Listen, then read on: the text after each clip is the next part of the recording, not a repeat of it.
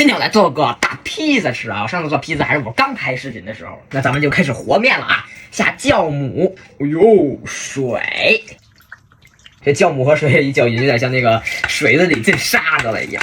然后咱们再倒一点油，搅匀了，咱们就接着加料，盐还有高筋儿。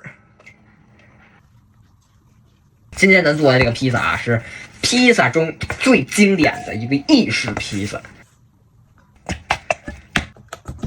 盖上保鲜膜，然后咱们冰箱冷藏30分钟，给它揉一下，这么给它拉一拉。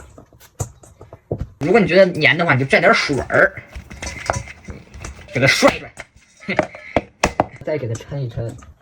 这知道的知道我是揉面团，这不知道的看我这砸盆儿，这声儿还以为哪个乐队呢。咱们弄几次就差不多了啊！再拿保鲜膜盖上，咱们再冷藏20分钟。肉眼可见的就感觉它这个面筋比它刚才好了很多耶。现在呢，咱就给它放室温啊，还是把这保鲜膜盖上。室温发酵，直到它膨胀成2倍。看面团已经发到2倍到了啊，我感觉都有3倍了。来，咱们撒面粉啊，咱们往案板上和这个面团上面都撒上点粉。好。特别的松软，就像面包一样，刚出炉的云朵面包。把它们的4边这么翻起来，翻个面，把这个气儿排出去。然后咱们盖上帽子，让它再松弛15分钟，等时间有点长呢。15分钟到了啊，咱们该给它弄成那种披萨面团了。这时候预热刚刚好啊。然后呢，咱们在上面可以摘一点孔，有叉子最好用叉子啊。马苏里拉的这个奶酪。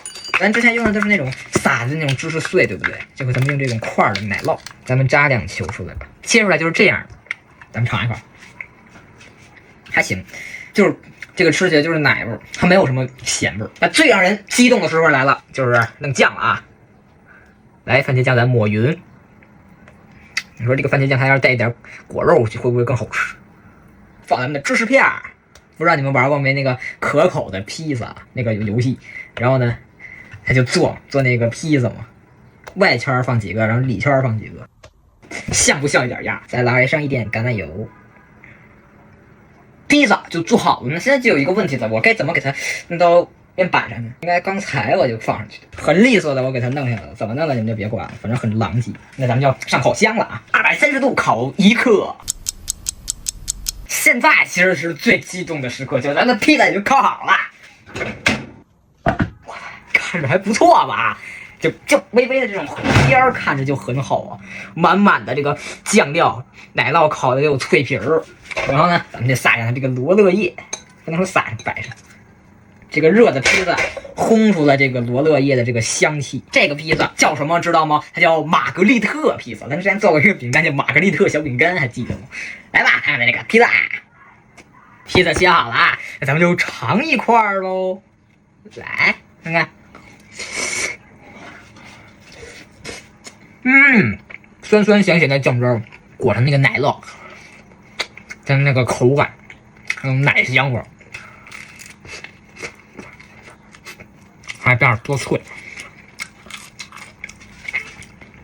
这个披萨它就是不带肉的，这个罗勒叶呢带着一点草本的那种香气，但这焦焦的芝士真的很好吃啊！我之前做的肉酱披萨那种都是美式披萨，它放一大堆的料。这个披萨就是没有肉，你也能吃得很开心，全都是最简单的料。你说奶酪、番茄酱、面饼，顶多来点罗勒叶，还有啥？没了，很简单。